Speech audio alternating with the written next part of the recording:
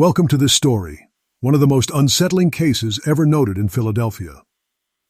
Before we dive in, share in the comments where you're tuning in from and the exact time you started listening. It's always interesting to see the different places and hours of the day or night where these stories reach. In the autumn of 1928, Philadelphia sat under a restless mist.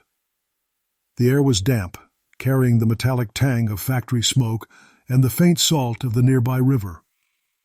At the city's edge, in a district once marked by the horse-drawn wagons of merchants, stood a decaying townhouse whose foundation sank unevenly into the ground. Local archives refer to it only as the Fairmount Street property. Few recall who first owned it, though a clerk in the municipal records office, one Henry Talcott, noted in fading ink that the last registered occupant before 1925 was a physician, a certain Dr. Conrad Keller. Keller's name appears sporadically in surviving hospital logs from Philadelphia General Hospital, an institution whose halls once echoed with the optimism of modern medicine. The records, however, cease abruptly after 1924. No resignation letter, no obituary, simply an absence where his professional record should have continued. Some neighbors, when interviewed years later, claimed they often saw him entering the basement through a separate iron door at peculiar hours of the night, carrying crates covered with canvas. One witness, a laundress named Mrs. Delia Henshaw, described a sound like sawing wood and the low hum of a generator long after midnight. Her statement, written in 1933, is one of the few surviving pieces from the Fairmount inquiry. The street itself had an ill reputation long before Keller arrived. Old-timers in the neighborhood told of strange fires, of houses condemned after inexplicable flooding, and of a disused storm drain that ran beneath several properties leading to the river. Some swore that rats emerged larger than cats, their fur streaked with soot from the tunnel's old furnace system. Yet none of those stories compared to the silence that descended after Keller's lease began. By 1927, 3 tenants from adjacent homes had moved away, citing unwholesome odors and machinery noises not fit for a residence. A thin trail of correspondence suggests Keller had once been involved in anatomical study programs linked to the hospital's teaching wing. He was reputedly disciplined for removing cadaver materials without clearance, a matter quietly dismissed, perhaps to protect the institution's image. In one undated note from a fellow physician, a Dr. Maurice Leland, there is a cryptic line: "If he continues his nocturnal experiments, there will be scandal enough to close half the wards." Leland's letter would surface decades later in a private collector's archive, its authenticity verified by ink analysis. By the first week of November 1928, the city police began receiving anonymous reports of missing transients near the docks. Nothing tied these disappearances to Fairmount Street at first. Vagrants vanished often in that part of the city. But the link emerged when a constable inspecting abandoned lots for a property tax survey noted a basement light burning at number 1113 Fairmount, long after the residence had supposedly been vacated. The discovery that followed would shake the fragile calm of a city already balancing between progress and decay. When Constable Edwin Mercer entered the Fairmount Street property on the evening of November 14, 1928, he did so under the assumption that he was checking for squatters. The front door resisted at first, swollen by dampness, but once forced open, the scent that met him was neither dust nor mold. It was chemical, acrid, like disinfectant mixed with something organic and decayed. He noted in his logbook that the interior was neat yet unnatural, as if staged for an inspection. The floorboards were scrubbed raw, and every window sealed with nailed planks, letting only thin ribbons of lamplight from the street cut through the gloom. In the rear hallway, Mercer discovered the door leading to the basement. It bore heavy new locks, 2 of which had been broken, likely by the same anonymous tipster who'd first reported the light. The steps descended into a space that had once been part of the city's old storm drain system, reinforced later with brick and metal piping. The air was colder there, still carrying the faint buzz of electricity from a small generator rigged crudely against one wall. Mercer described tables, glass apparatus, and old surgical instruments arranged in precise rows. Some were labeled with handwritten tags bearing initials rather than names, as if cataloging patients who no longer had identity. Among the items later logged as evidence was a thick notebook bound in dark leather, its pages coated in soot and faint traces of formalin. The first pages were technical: measurements, chemical ratios, muscle response notes, but near the center, the handwriting grew erratic, sentences half-finished, filled with cryptic phrases. They are still aware beneath, and but electric current allows brief recall. Eyes flutter. Historians comparing Keller's script with verified samples from Philadelphia General Hospital confirmed the match beyond doubt. Mercer's official statement ended abruptly. The remaining lines of his report were blacked out in subsequent reproductions. Some believe this censorship originated from within the city's health department, which had jurisdiction over unauthorized anatomical materials. At least 2 clerks resigned in the following weeks, citing moral unease. One of them, Mrs. Catherine Brome, later told a reporter from the Evening Bulletin that boxes were removed from the premises at night, under canvas, driven west toward the river. She was silenced soon after. The article never printed. By winter, the property was sealed and boarded under city order. No charges were filed. No owner appeared to claim responsibility. A small paragraph buried in the December 1928 archives mentioned the discovery of medical equipment and unlicensed material in connection with the Keller residence, but nothing more. A few surviving letters from the coroner's office hint that fragments of bone were sent for analysis and quietly reburied when no definitive link to crime could be proven. Locals say that in the weeks following, a strange stillness hung over Fairmount Street. The hum of the city seemed to falter near the address. Dogs refused to approach the alleyway. Children dared one another to peer through the basement grates and swore they heard faint knocking, as though someone below were testing the air for escape. Old men at taverns muttered that Keller had never truly left, that he still lingered in the tunnels under the street, practicing whatever science had once consumed him. And yet, among the dusty medical records preserved at Philadelphia General Hospital, Keller's name remained crossed out, but never erased, as if the institution itself refused to forget, even when the city tried. Through the winter of 1928, Fairmount Street fell into uneasy silence. The police shuttered the basement, and the house was officially condemned, but the story continued to circulate in whispers. Records show that several city inspectors refused assignments in that district, claiming that the air made the eyes sting and the lamps flicker. One inspector, Harold Finch, later testified in a private letter that the building's foundation connected to a forgotten network of maintenance tunnels originally dug to drain water toward the Schuylkill River. These tunnels, he wrote, carried more than runoff. They carried memory. The line was likely poetic, but it captured what many Philadelphians felt, that something in those lower passages had absorbed the city's unease. As the thaw of early 1929 arrived, newspapers began linking the Keller case with other disappearances, though the articles were tentative, cautious. A clerk from the municipal morgue, Arthur Venn, leaked that several unidentified remains had been tagged with serial numbers resembling those found in Keller's notebook. The Public Ledger published a short column on February 3rd titled "Phantom Surgeon of Fairmount," quickly withdrawn after what editors called new information inconsistent with fact. That phrase appeared again and again in the years that followed whenever someone tried to revive the case. Among those who refused to let the matter fade was Dr. Maurice Leland, Keller's former colleague at Philadelphia General Hospital. Leland's surviving correspondence paints a picture of obsession.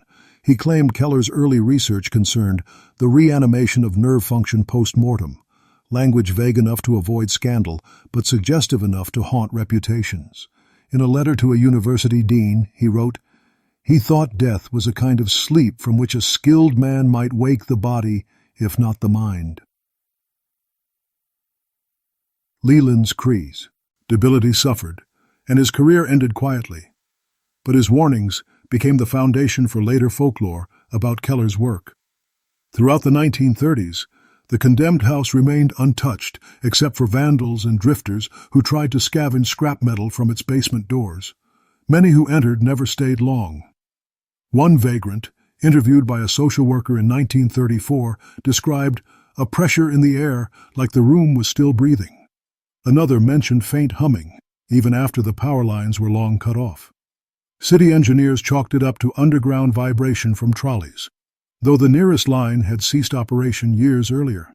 Local children began calling the address the doctor's mouth. They dared one another to throw stones at its boarded windows or slip notes beneath the rusted door. Some claimed the notes were returned the next morning, rewritten in unfamiliar handwriting. Most adults dismissed the tales, yet no one lived on that stretch of Fairmount longer than a season or two. The houses surrounding number 113 decayed, condemned in sequence until only Keller's remained standing, a hollow shell of brick and silence. By 1940, Philadelphia had grown beyond that district. Factories replaced homes, and the street was redrawn on municipal maps. But in storage rooms of the health department, the Keller file persisted, a single box marked PGH correspondence, disciplinary, deferred. Within it, the original leather-bound notebook, sealed in glassine, lay waiting for another reader brave enough to turn the soot-darkened pages. The Keller file might have remained buried forever if not for the accidental discovery made during a municipal renovation in 1942. The city was expanding the sewer system, tearing through layers of old infrastructure when workers unearthed a sealed tunnel beneath the former Fairmount block. The entry had been bricked from inside, its mortar dated roughly 15 years earlier. The team foreman, James Cotter, filed a brief note describing surgical debris and laboratory glassware scattered near the entry, preserved by cool underground air. City Hall ordered an immediate halt, citing contamination risk, though private memos suggest the halt was motivated more by politics than safety. The war had turned public attention elsewhere, and Philadelphia's administrators wanted no scandal to distract from their patriotic image. A few of the men who'd worked that day were later interviewed informally. They recalled the unmistakable presence of preserved anatomical models, though whether wax, plastic, or otherwise was uncertain. One man, years later, confided to his nephew that they looked too real to be models. His nephew relayed the story to a local history journal in 1971, but it was printed only as rumor. Throughout the 1940s, the health department's archives referenced the site in coded terms: PGH matter, resolved, not public. Philadelphia General Hospital itself underwent transition during the same decade, absorbing wartime research funding. The name Keller resurfaced twice in unrelated memoranda, likely the work of an aging clerk who remembered the scandal. A memo from 1944 noted, "Similar nerve preservation techniques revisited from pre-war files, authorship unclear." It suggested that Keller's controversial notes or copies of them may have circulated within medical circles long after his disappearance.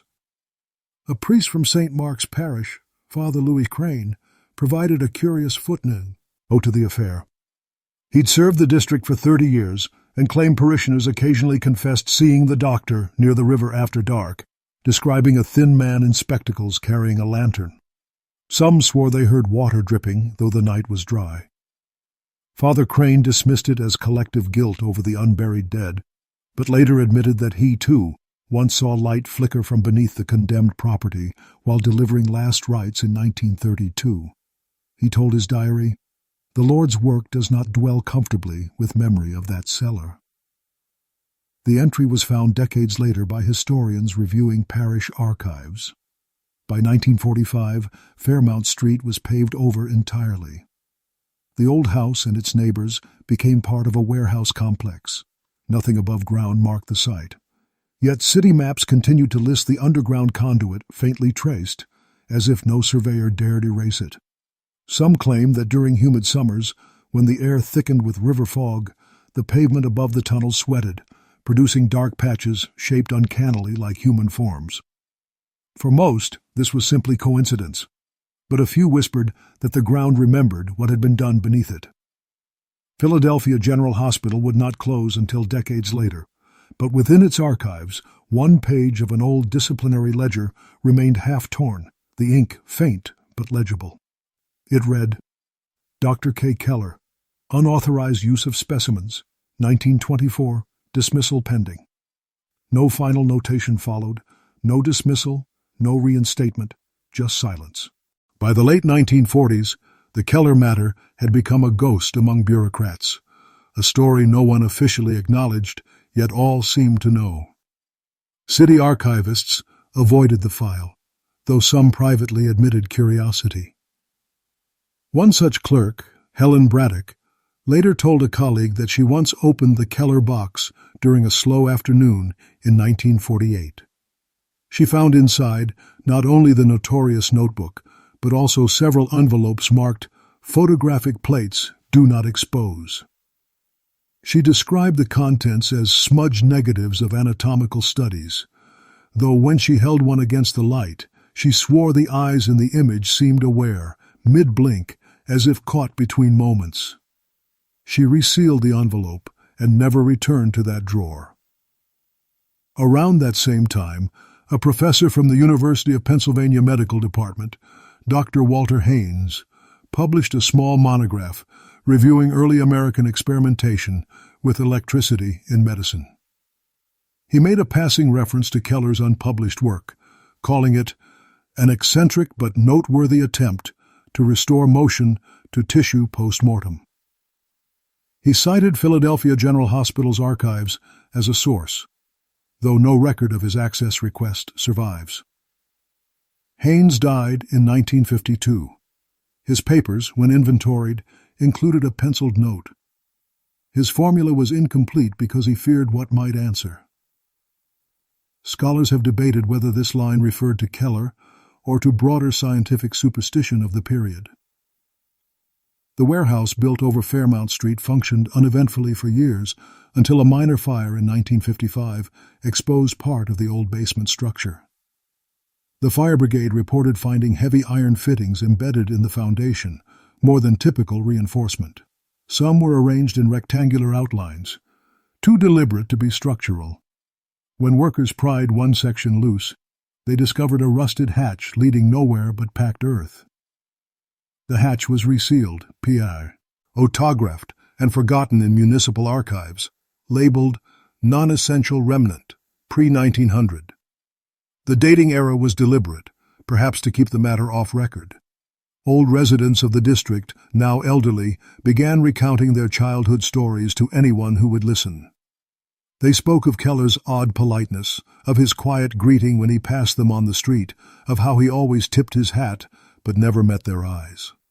One man, Thomas Grady, recalled selling newspapers near the property as a boy. He said he once heard faint piano music from inside the shuttered house, slow, careful notes, as if someone were learning to play without making sound. Grady told his story to a radio interviewer in 1956, ending with the chilling remark, he wasn't playing for anyone alive. Even as Philadelphia rebuilt after the war, certain corners of the city seemed unwilling to modernize. The area where Keller's house once stood remained dim, its street lamps slower to repair, its asphalt cracking faster than elsewhere. Maintenance crews reported strange magnetic interference near the old drainage path. Compasses wavered, and electrical tools shorted without cause. Most ignored it as coincidence, yet one civil engineer scribbled in his notebook, "Residual field from something below, man-made or not." That note remains preserved in the engineering department's archives, filed under anomalies. By the close of the decade, Keller's name was spoken only by historians tracing the stranger edges of early medical science. But in city folklore, the basement butcher had taken on a life of its own, a cautionary specter told to keep children from wandering into condemned buildings after dark. Yet beneath those warnings lingered an unease that the story was not invention but memory that refused to rest. In the spring of 1961, a quiet shift occurred in Philadelphia's archives policy. Old case materials were reclassified under new preservation standards, and that process briefly reopened dozens of forgotten files, including Keller's. A young archivist named Paul Denning was assigned to review documents flagged as incomplete. He described the Keller file as deceptively tidy, too deliberate, containing only the essentials and nothing human, no letters of apology, no public inquiry, no closure. In a later interview, Denning said he was struck by how recent the ink on some tags appeared, as though someone had handled the material not decades but months before. Around the same time, a local historian, Lydia Marin, began researching the industrial decline of the Fairmount district for her graduate thesis.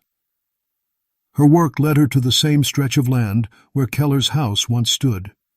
She found municipal blueprints showing the original basement's shape preserved beneath the warehouse foundations, untouched by reconstruction. Marin requested access, and by 1963 she was granted permission to document the site before it was repurposed for storage. Her diary, found years later, described a faint metallic odor, almost medicinal, and the discovery of fragments of glass etched with what looked like medical measurements. She noted the name Keller scratched faintly on a wall beam, letters uneven, carved by a blade or nail. Marin's findings remained unpublished. She fell ill soon after and abandoned her thesis.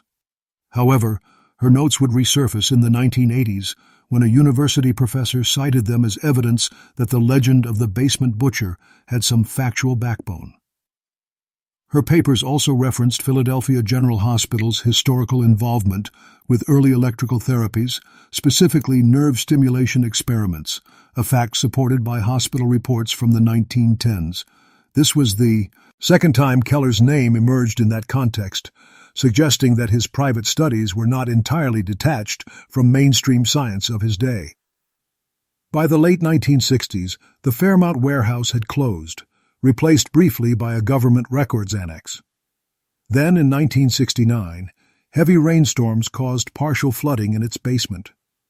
The cleanup crew reported discolored water with oily residue and found corroded metal tables beneath a false floor. The city again intervened quietly, declaring the site unstable and unsafe for entry. Newspapers made no mention of the incident. Public memory had already shifted elsewhere. Yet within weeks, rumors began spreading through local universities of a medical ghost tied to an old Philadelphia experiment gone wrong. When archivist Denning retired in 1972, he left behind a personal memo for whoever inherited his desk. It read simply, "If anyone ever asks about the Keller papers, tell them they were lost in the flood. Otherwise, they'll never stop asking." The memo was unsigned, as if he already knew such instructions should not exist in writing. And so the story retreated again into silence, only to resurface whenever the city dug too deep, or historians lingered too long over the faint traces of a doctor who vanished beneath his own obsessions, leaving behind whispers stitched through the stone of Philadelphia's forgotten streets.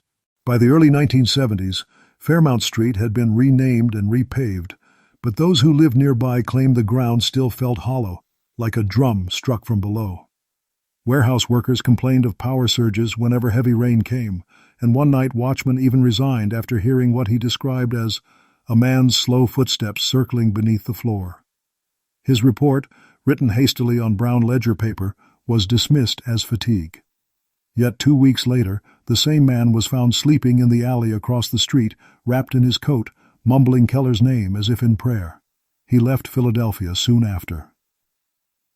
It was around this time that a small academic group at Temple University began compiling forgotten urban legends of the city. Their project, titled Phantoms of Industry, catalogued unsolved stories from the 19th and early 20th centuries. In their collection, they referenced the Fairmount surgeon, citing newspaper fragments from 1928, archived complaints from tenants, and a vague connection to the old Philadelphia General Hospital. The researchers included a brief note about Keller's rumored experiments with electricity and nerve conduction, an echo of early electrotherapy practices mentioned in the hospital's public records. One member of the project, historian Raymond Glade, wrote, "If Keller existed, he was a product of his age, when medicine flirted with godhood and failed to understand its own reflection." Glade's words drew brief attention in local press. Some praised his research for shedding light on neglected corners of the city's past, while others accused him of sensationalism. But Glade was careful. He emphasized the absence of proof, presenting the Keller case not as a horror tale, but as an illustration of how fact erodes into folklore. Still, after the book's release in 1974, Glade began receiving unsigned letters. One envelope contained an old photograph of a man in a white coat standing before a brick archway, his face blurred by motion, yet his posture unmistakably proud. The reverse bore a faint pencil note, Fairmount Lab, 1926. Experts examined the image and confirmed that the camera used was consistent with that period, though no record of such a laboratory existed on city plans. The photograph vanished from Glade's office before he could publish it. By 1975, the city began demolishing much of the old industrial belt for urban renewal projects. In the process, demolition crews unearthed fragments of iron piping and scorched brick near the site once identified as Keller's property. A local paper briefly mentioned possible remnants of a medical workspace, but the article was withdrawn within a day. One crew foreman, interviewed decades later, admitted that, "We found tiles, like in a surgery room but underground, and the walls were blackened, not by fire, but by something that steamed the brick from inside." The Keller legend should have ended there, but stories rarely die in a city like Philadelphia. They adapt, reshaping themselves into warnings or quiet curiosities. Children in nearby neighborhoods still whispered about tunnels and lamps flickering underfoot. The adults dismissed it as imagination, though many kept their distance from the old lot when walking home after dark, sensing that the ground might one day decide to breathe again. By 1981, most of Philadelphia's older infrastructure projects were digitized into new mapping systems, and that process brought a brief rediscovery of the Fairmount tunnels. Civil engineers reviewing the diagrams were puzzled by unrecorded chambers branching from the main drain, perfectly rectangular, and reinforced with metal braces uncommon for early 20th century construction. One intern reportedly joked that someone built a surgery down there, unaware of how close that jest came to rumor. The team logged their finding as structural anomaly, filed it, and moved on. Yet a week later, the file disappeared from the system, purged without trace. In that same year, an independent journalist named Elaine Kershaw began researching vanished medical practitioners of the 1900s. She found Keller's name listed in an old physician's registry, but marked deceased, no verification. Kershaw's notes, later archived at the Historical Society of Pennsylvania, record her fascination with how the Keller file kept reappearing only to vanish again. She wrote, "Every attempt to trace his death certificate loops back into the hospital's disciplinary ledger, as if he never stopped being suspended." She even visited the old Philadelphia General Hospital site, by then reduced to partial ruins. Locals she interviewed remembered talk of experiments in the basement wards, particularly after the influenza years, when morgues overflowed. One retired nurse, who refused to give her name, told Kershaw, "There was always one door they wouldn't open, even for us." Kershaw never finished her article. Her drafts end abruptly in 1982 with a line that reads, "It isn't just a story of a man, it's a story of what a city chooses to bury." The page is water-stained, the ink feathered at the edges, as though left in damp air too long. Colleagues said she lost interest, but her family insisted she had begun sleeping with a lamp on, claiming to hear faint machinery when the house fell silent. Meanwhile, the Keller myth evolved in local folklore. Children now whispered that the doctor still walked under the city, mending those who strayed near the river after midnight. Street artists painted vague faces with hollow eyes beneath bridges, signing them KK, though no one ever took credit. In 1984, when parts of the old sewer collapsed near Spring Garden Street, workers reported finding fragments of glass jars and rusted metal hooks buried deep in sediment. Mundane to some, but eerily consistent with the police inventory from 1928.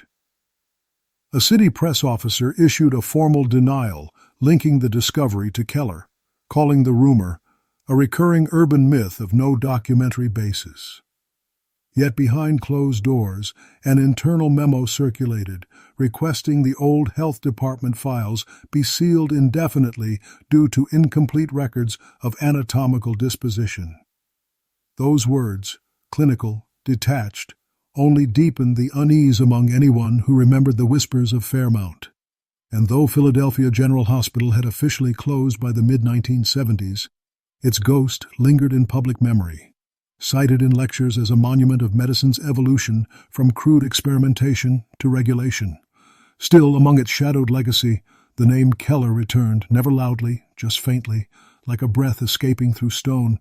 In 1987, redevelopment plans called for a parking structure to be built where the Fairmount warehouse once stood. During excavation, crews uncovered a secondary chamber that wasn't listed in any modern survey. The discovery was small, just a section of curved brick wall and part of a staircase leading down.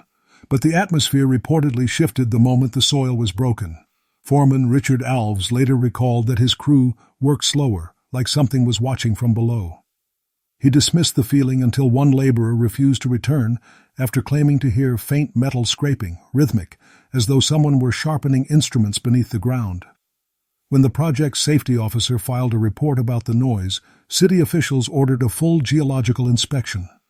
The inspection notes, now archived at the Municipal Records Office, mentioned traces of mercury and formaldehyde in the soil, chemicals typical of early anatomical preservation. That detail was quietly omitted from the final public report. Alves kept a personal copy of the original draft, later donating it to a local historical society in the 1990s. Scribbled at the margin in pencil, he had written, "We dug too close to what he left behind." During that same year, a small documentary team filming abandoned locations in Pennsylvania caught wind of the Keller legend. Their project, Beneath the Brick, interviewed elderly residents who still remembered stories from their parents' generation.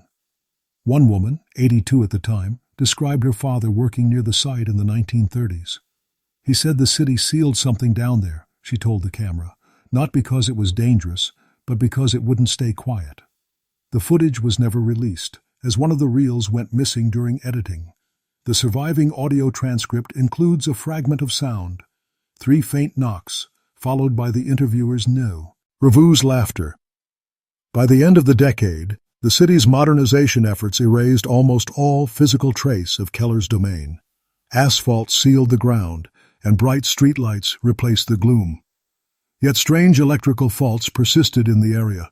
Lights dimming simultaneously, elevator malfunctions, and brief bursts of static interrupting police radios. Engineers blamed outdated wiring, but one officer, when asked privately, said, "Every time the static hits, it's followed by silence too perfect to be natural." Scholars studying Philadelphia's folklore often referenced Keller as an example of how scientific ambition blends into urban myth. A 1989 symposium at Drexel University revisited the story, citing Philadelphia General Hospital's history of medical innovation as a backdrop. One speaker noted that Keller's rumored experiments mirrored early attempts in Europe to revive nerve function through galvanic current. His closing remark lingered in the auditorium. Perhaps Keller was no monster, only a man who mistook resistance for progress. The audience reportedly sat in silence for several moments before applause began. By 1990, the story of the basement butcher had receded again, absorbed into history, but the land above the tunnels remained curiously undeveloped. Plans for the parking structure were delayed indefinitely due to unstable subsoil. Workers joked that the ground didn't want to be built upon. Some, however, refused to joke at all, insisting that the air around the site still smelled faintly of chemicals, and that, on damp nights, the pavement pulsed as if remembering breath. By the spring of 1994, redevelopment returned once again to the area where Keller's name had become little more than a whispered footnote in city folklore. The old warehouse footprint was surveyed for a new transit hub, and excavation crews began to cut through layers of soil untouched since the late 1920s. Among them was an equipment operator named Jordan Pierce, who later wrote a letter to the Philadelphia Inquirer describing an event he could neither forget nor rationalize. He claimed that as the excavator's teeth scraped a buried pipe, an unmistakable odor filled the air, chemical, metallic, and old. It wasn't death, he wrote, but it remembered death. City officials dismissed his account as exaggeration caused by leaking fuel lines, yet later that month, the project foreman filed a report about unidentifiable stains on the foundation bricks. Tests showed faint traces of formaldehyde again, along with something rarer, cadaverine, a byproduct of decomposition. The discovery was never made public, but those who worked on site recalled that the soil seemed to pulse slightly under pressure, as if hollow beneath the crust. Local historians at the time were beginning to revisit Philadelphia General Hospital's history, partly because of renewed interest in early American medical ethics. One article, published in 1995 by researcher Daniel Ryan, referenced the Keller anomaly, arguing that the story exemplified the thin boundary between curiosity and cruelty in early medical practice. He described Keller as a shadow of scientific ambition, noting that in the 1920s, doctors at the hospital routinely practiced experimental preservation methods on cadaveric tissue in the name of progress. Ryan's writing was careful, academic, but his footnotes hinted at a deeper knowledge of the Keller case, one derived from private correspondence he never disclosed. In the neighborhoods surrounding the old site, strange phenomena resurfaced.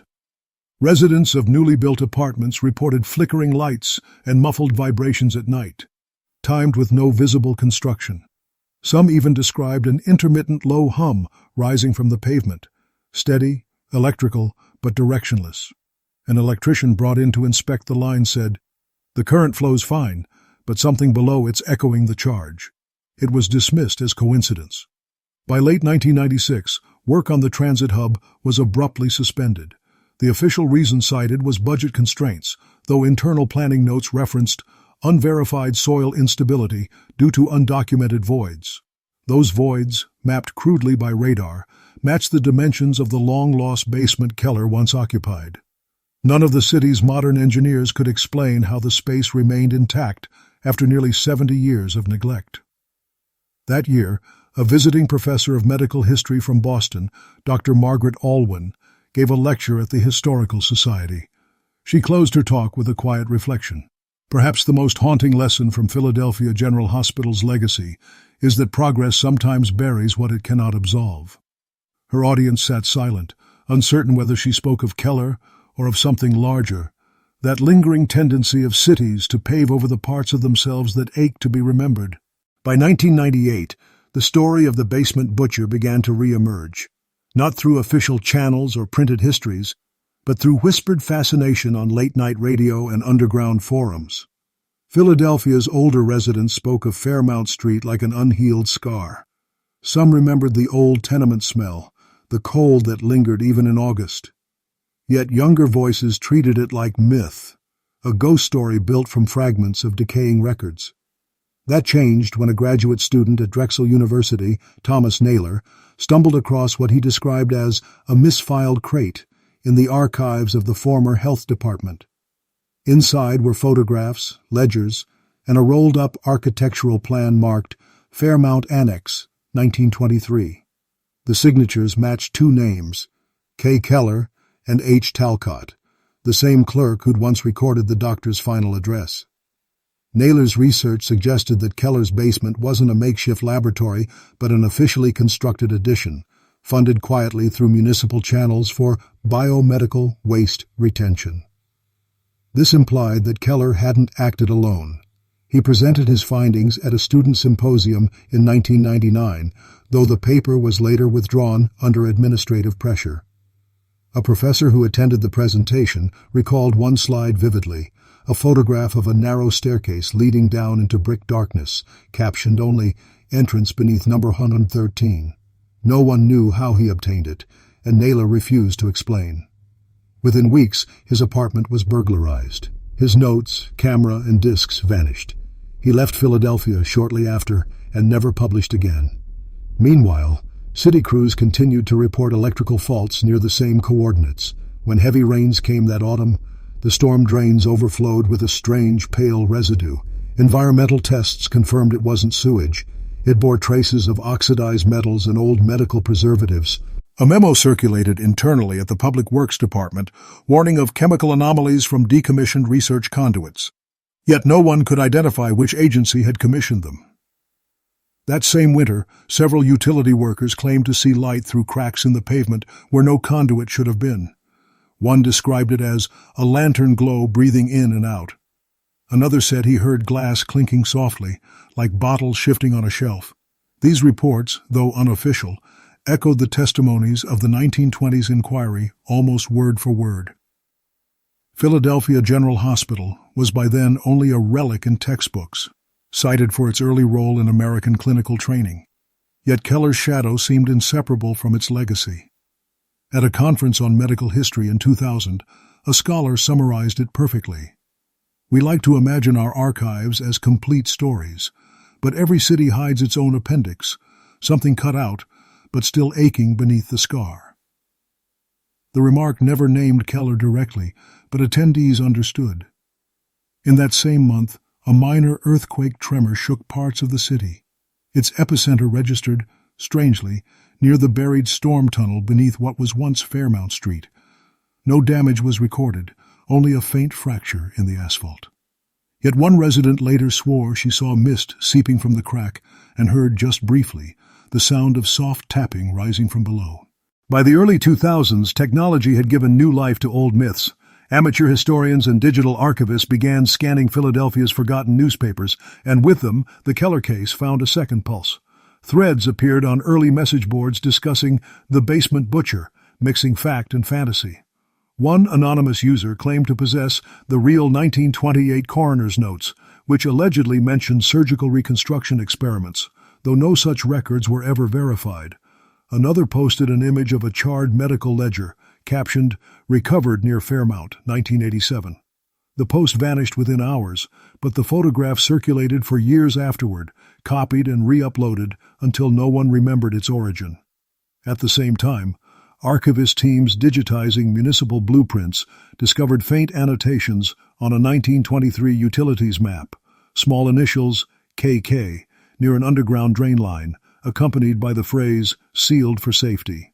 The team lead, a man named Vernon Hayes, later admitted in an interview that those initials disturbed him less than the red wax still clinging to the edge of the rolled parchment, as though someone had pressed a seal there decades earlier. "The wax was fresh enough to leave residue on my fingers," he said. The original map soon went missing from the archive, though scanned copies remain. Philadelphia General Hospital's history again became a subject of academic interest, particularly among ethicists studying early 20th century experimentation. Scholars cited Keller as a cautionary archetype, an example of science slipping beyond conscience. One researcher noted that Keller's documented obsession with electrical reanimation paralleled experiments performed in Europe around 1926. Though those efforts produced little success, they shaped a generation of medical theorists chasing the possibility of restoring neural activity after death. Keller, as it seemed, was not a solitary madman, but part of a wider current of dangerous optimism. In 2003, a renovation project near the former Fairmount site reignited local fear. Contractors installing fiber cables broke through a concrete layer that concealed an air pocket roughly 8 feet deep. Inside, according to one worker's testimony, lay fragments of glass and scorched instruments fused into the floor. Photographs taken that day show nothing clearly, just distortion and glare, but one image reveals faint lettering on the wall, Monsieur Leland. It was the same name as Keller's former colleague, the man who once warned that Keller's nocturnal work would bring scandal. Within a week, the chamber was resealed under official order, labeled Unstable Void. No report was made public, but after that event, several technicians refused to return, citing nausea and a low hum like a current in the bones. Environmental health inspectors dismissed these claims as psychosomatic, though one of them privately remarked that his digital meter continued to spike even after the equipment was shut off. By 2004, new construction finally covered the entire block, turning the last exposed foundation into a modern transport lot. Yet security guards on night shift began logging odd patterns in their reports: sudden cold drafts, flickering lights, and the faint scent of disinfectant when no cleaning crews were present. The location was never officially tied to Keller again, but the rumors, persistent, quiet, stubborn, suggested that whatever he began in that basement was still echoing faintly through Philadelphia's buried veins. In the autumn of 2005, Philadelphia hosted an exhibition on forgotten medicine at the Franklin Institute. One display case featured early 20th century surgical instruments loaned from private collectors. Among them was a brass electrode device engraved faintly with the initials KK. The curator, when asked about its origin, claimed it came from an estate sale in Chestnut Hill, found among outdated laboratory equipment. Historians immediately noticed the coincidence, but the museum avoided public speculation. Nevertheless, several visitors later reported an odd sensation when standing near the display, an almost inaudible hum, like static before a storm. Maintenance staff inspected the wiring but found no source. The device was quietly removed before the exhibition's end. That same winter, a graduate documentary team revisited the Keller story under the working title Echoes Beneath Philadelphia. They gathered testimonies from descendants of those who once lived near Fairmount Street. An elderly woman named Marion Brome, granddaughter of the health department clerk who resigned in 1928, recalled finding an envelope in her grandmother's sewing chest. Inside was a folded newspaper clipping and a handwritten note reading, "He tried to make them dream again." The clipping matched the suppressed Evening Bulletin article from December 1928. Brome gave the envelope to the filmmakers, who stored it at the university's media lab. Months later, the lab suffered a small electrical fire. The envelope was lost. Around the same period, construction workers at a nearby subway extension reported encountering a low, persistent vibration in the soil, steady and rhythmic, unlike passing trains. When engineers investigated, they found no mechanical explanation. One described the sensation as standing near an enormous heartbeat. The readings were logged and forgotten, another anomaly in a pure city layered with forgotten anomalies. Meanwhile, renewed studies of Philadelphia General Hospital's archives uncovered references to Keller's assisted respiration prototype, a crude apparatus designed to stimulate post-mortem nerve activity. The device was never patented and appeared only in marginal notes by other doctors. Scholars compared its design to contemporary experiments in Europe, where electricity and chemical preservation were combined in attempts to delay decomposition. Those parallels made Keller's work seem less isolated and more a dark reflection of the era's confidence in human mastery over life itself. By 2007, the Keller legend had evolved again. Internet videos claimed ghostly activity at the former site, though investigators found nothing tangible, just condensation and faulty lights. Still, one local researcher, Arthur Timmons, managed to locate a surviving piece of Keller's original ledger in a private collection. The entry, dated October 1928, read simply, "Observation. Returned motion persists longer than expected. No memory remains." For historians, it was chilling not for what it said, but for how calmly it was written.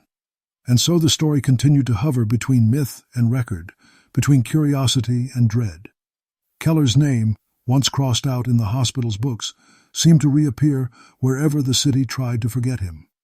Each rediscovery felt less like coincidence and more like a pulse, steady, waiting, deep beneath the surface of Philadelphia, where science and silence still shared the same foundation.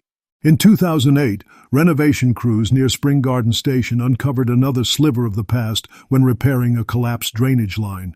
The workers broke into a cavity lined with old tile and rusted fixtures, no bigger than a small cellar. Within it lay fragments of glass vials, cracked porcelain labels, and a single iron hook fused to the wall. City inspectors quickly sealed the chamber, classifying it as pre-modern infrastructure. But one technician photographed the interior before it was closed. In the image, faint handwriting is visible on the far wall, barely legible, yet unmistakable. "They hear beneath." The handwriting matched the looping style of early 20th century script, though no one officially verified it. The photograph circulated quietly among enthusiasts of Philadelphia's urban legends, reigniting interest in the case after decades of silence. Later that same year, a freelance historian named Jared Holbrook published an article online comparing Keller's rumored work to early galvanic experiments documented in Philadelphia General Hospital's archives. He cited parallels with other physicians who had tested electrical stimulation on cadaveric muscle in the 1910s and 1920s.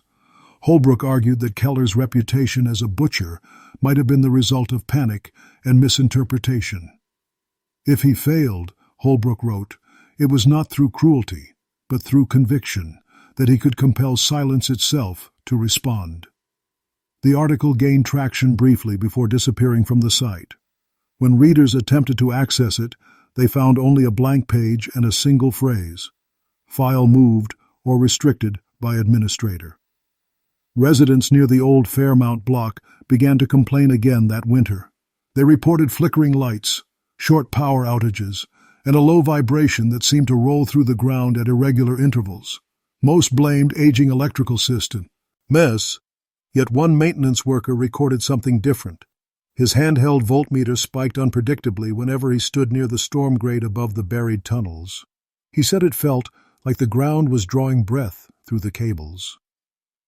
Philadelphia's municipal archives quietly revisited their Keller documents during this period. A notation added to the digitized copy of Keller's disciplinary file reads simply, access restricted, review postponed. The metadata shows this edit occurred in December 2008, decades after the original case was closed. No department took responsibility for it. By early 2009, Keller's name had re-entered pop culture. Local podcasts recounted the story, blending archival fragments with rumor. Some described him as a tragic scientist lost to obsession. Others painted him as a collector of human parts. The truth, as ever, lay somewhere in the archival gaps, where handwritten reports, redacted pages, and whispered recollections formed a puzzle with too many missing pieces. Yet for anyone who walked those narrow back streets of Philadelphia on a still night, the faint scent of ozone and chemical dust seemed to rise unbidden from the ground, as though the city itself remembered what it was never meant to see. By 2010, the lot that once covered Keller's basement had become a commuter parking zone, bright, ordinary, and busy by day. Yet those who worked the night shift often refused to patrol its farthest corner.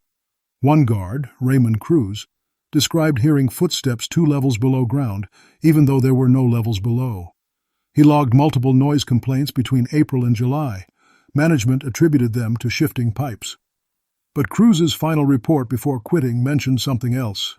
Lights flickered 3 times, then stayed dim, like someone down there was drawing power. His supervisor signed the report without comment, then transferred to another district. Meanwhile, a new wave of local historians began exploring Philadelphia General Hospital's hidden archives, recently digitized. One entry caught their attention. An internal memorandum from 1927 warning against unverified field tests involving cadaveric stimulation. Though the name Keller didn't appear, the language mirrored that of his own notes found decades earlier. Researchers noted that the memo's author was Dr. Maurice Leland, Keller's former colleague. If the connection was real, it meant the hospital knew of Keller's continuing work and chose silence over scandal. During the winter of 2011, a mild earthquake rattled the city, so small that it barely registered on instruments, yet reports of vibration centered again around the old Fairmount block. Residents nearby claimed that during the tremor, their power cut out for exactly 72 seconds, and in that window, several heard what they described as a low mechanical sigh. When technicians investigated, they found no damage, no fault, and no explanation for the synchronous outage. One engineer, reviewing the event log, wrote privately, "Signal noise came from underground frequency, not consistent with any utility line." In the years following, more Keller references surfaced online, university databases cataloging the city's darker past. Writers debated whether he was villain, visionary, or myth. One Philadelphia journalist, Fiona Dacey, published a piece titled "The Basement Butcher Reconsidered," arguing that Keller might have been experimenting with early resuscitation technology long before defibrillators were standardized. She compared his obsession to that of his contemporaries across Europe, who sought to understand the boundary between life and death through electric current. Dacey's article concluded with a quiet observation. Perhaps what frightened his peers most was not that Keller failed, but that he may have come too close. The article sparked debate, then faded, as all Keller stories eventually did. Yet in local oral history groups, his legend shifted tone again, from horror to tragedy. Some claimed the doctor had been trying to save patients discarded by the hospital system. Others said he tested on those who would not be missed. The line between savior and sinner blurred as it had in his own time, leaving the truth to drown in speculation. By 2013, construction resumed nearby, sealing more of the ground beneath concrete and steel. The city moved on, yet every few years the whispers resurfaced. The hum in the tunnels, the trembling in the floor, the uneasy feeling that the past, however buried, still waits for recognition. Beneath the city's progress, Keller's basement remained untouched, a wound stitched into the earth but never healed.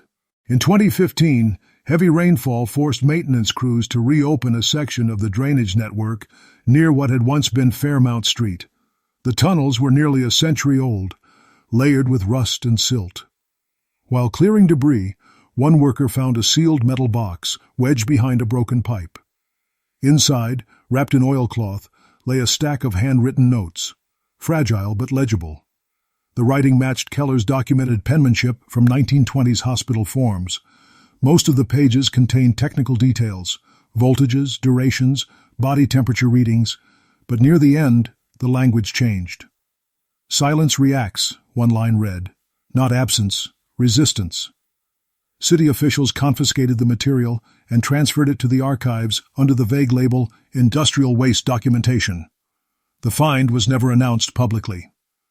When a junior archivist later examined the file for indexing, she claimed the papers smelled faintly of formaldehyde despite being sealed for decades. She logged her discovery, but the entry was overwritten 2 days later. She left her job within the year, telling colleagues she didn't like working with something that wanted to be found.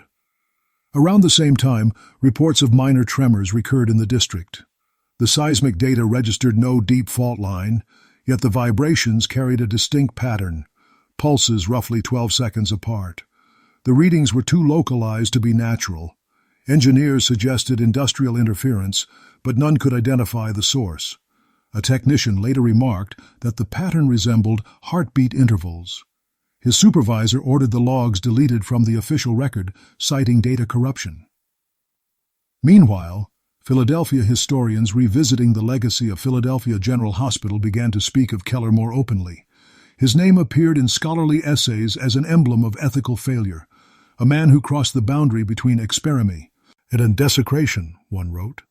Yet others argued he was simply reflecting his time, when belief in science's infinite reach blinded men to moral consequence. In one symposium, a lecturer summarized Keller's tragedy in a single phrase. He mistook revival for redemption. Local residents continued to note unexplained events near the buried site, cell signals dropping, brief power losses, and the occasional scent of antiseptic rising from storm grates during hot weather. A journalist attempted to investigate these incidents, filing multiple public records requests about historic substructures in the Fairmount district. Each request returned identical responses. No records located. The last time she asked, the clerk added a handwritten note at the bottom. Some doors are sealed for good reason. By late 2016, the area underwent yet another resurfacing project, its pavement renewed, its history erased again under asphalt and policy. Yet the memory persisted in small ways. Faint electrical interference on nearby radio frequencies, and the occasional story from a worker who swore he heard slow tapping beneath the ground. 3 knocks, a pause, then 3 again, like a forgotten code waiting for reply. In 2018, a minor sinkhole appeared near the edge of the old Fairmount block following a burst water main. Public Works cordoned off the area within hours, but witnesses who saw the hole before it was filled described a circular shaft bricked neatly down to blackness. One bystander said it looked too perfect, like someone had measured it a lifetime ago. When crews filled it with gravel, several workers reported faint warmth radiating upward from below. It felt alive, one later told a reporter off record. The quote never made print. That same year, a local archivist named Nora Havel uncovered a letter dated 1930, hidden inside a bound collection of medical correspondence at the University of Pennsylvania Library. The envelope bore Keller's handwriting and was addressed to Dr. M. Leland, care of Philadelphia General Hospital. The letter itself was unsent, its ink smudged, but the last sentence was legible. The body remembers the light. I only give it reason to return. Havel tried to authenticate the letter, but was told by the university's legal department to withdraw her research, as the ownership of the document was unclear. The letter vanished shortly after, stolen or removed, no one knew. By then, the Keller case had become a fascination among digital historians who blended forensic records, hospital documents, and folklore into speculative essays. One researcher, analyzing Keller's handwriting, noted its strange steadiness even in later drafts. He wrote like a man measuring breath, she said. Another observed that the word return appeared in his notes more than any other noun, suggesting his fixation wasn't death itself, but what came after. During the winter of 2019, electrical contractors repairing underground cabling near the same block once again reported voltage surges with no source. The fluctuations followed a repeating rhythm, steady, deliberate, almost organic. When technicians shut down the circuit, the surges continued for nearly 2 minutes before fading on their own. The lead engineer later remarked, half in jest, "Maybe the old doctor still wants his power." None of them laughed. Philadelphia General Hospital, long demolished, was still referenced in academic writing for its pioneering but controversial techniques. Its legacy had grown complex, a symbol of both progress and hubris. Some historians began to treat Keller not merely as a figure of horror, but as a metaphor for the hospital's forgotten corners, those basement wings where medicine blurred with secrecy. At a medical ethics panel that year, a speaker summarized it grimly. Every institution has its Keller, someone who reached too far while the rest looked away. As the new decade approached, Fairmount's skyline glittered with renovation, steel, and light. Yet beneath, the ground remained uneven, marked by small subsidence cracks no project could fix. Utility workers joked that the earth breathes funny there. But one senior surveyor, reviewing the ground-penetrating radar logs, found faint hollows, perfectly geometric, the same dimensions as a human form. The pattern repeated side by side, like a ledger of silence kept by the soil itself. In 2020, a mild tremor shook central Philadelphia.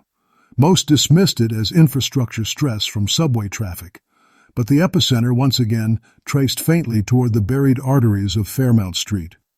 That same week, a commuter recorded a faint, rhythmic sound echoing through a storm grate near the parking zone. 3 knocks, a pause, then 3 again. When posted online, the clip drew curiosity for its uncanny steadiness.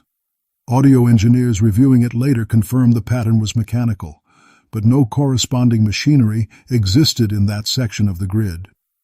The recording vanished within a month, its source account deleted. By 2021, a historian from Temple University, Dr. Eliza Harland, published an academic article titled Electric Resurrection, Ethics and Experimentation in Interwar Philadelphia. Within her careful prose lay 3 indirect references to Keller. She connected his rumored work to verified practices at Philadelphia General Hospital, describing the hospital's lower wards as threshold spaces where science courted faith. Harlan concluded that Keller's tragedy wasn't madness, but conviction, that he truly believed the body could be persuaded to remember itself. Her peers praised the article for its restraint, though she later received anonymous envelopes containing old newspaper fragments and one phrase scrawled in graphite. He succeeded once. As years passed, Fairmount transformed again. The city paved, repaved, modernized. Yet each renovation brought the same subtle resistance, subsidence cracks reappearing, drains that refused to stay dry, faint interference rippling through nearby power lines. Maintenance crews laughed off the coincidences, but among them circulated an old superstition: knock twice on the manhole before stepping over it. Some said it was for luck, Others said it was to let whoever was below know you were only passing. By 2023, Keller's legend belonged to podcasts and lecture halls, retold as an allegory of ambition unchecked. Students spoke his name alongside the city's industrial ghosts, half believing, half skeptical. But every few years, a rumor resurfaced. A janitor hearing glass clink under concrete, a light flickering in perfect rhythm with the heartbeat of the power grid. And always, the pattern matched. 3. Pause. 3. The city, in its restless progress, chose not to dig again. The official record remained sparse. A few sealed boxes in the archives of Philadelphia General Hospital marked deferred inquiry. Yet beneath that silence, the ground carried a memory all its own. Locals say that on certain fog-drenched nights, when the air smells faintly of ozone and disinfectant, you can feel a faint pulse beneath your feet, as though the city itself draws breath from something older, deeper, unwilling to rest. And so ends the story of the basement butcher, never proven, never forgotten, a physician whose name was erased yet whose echo endures in the stone veins of Philadelphia. Some say it's only folklore. Others believe the doctor's experiments left behind something more enduring than legend. Whatever the truth, when the night hums softly through the grates and the lights waver across the damp pavement, the wise still walk a little faster past Fairmount Street, unwilling to listen too closely in case the city decides to answer back.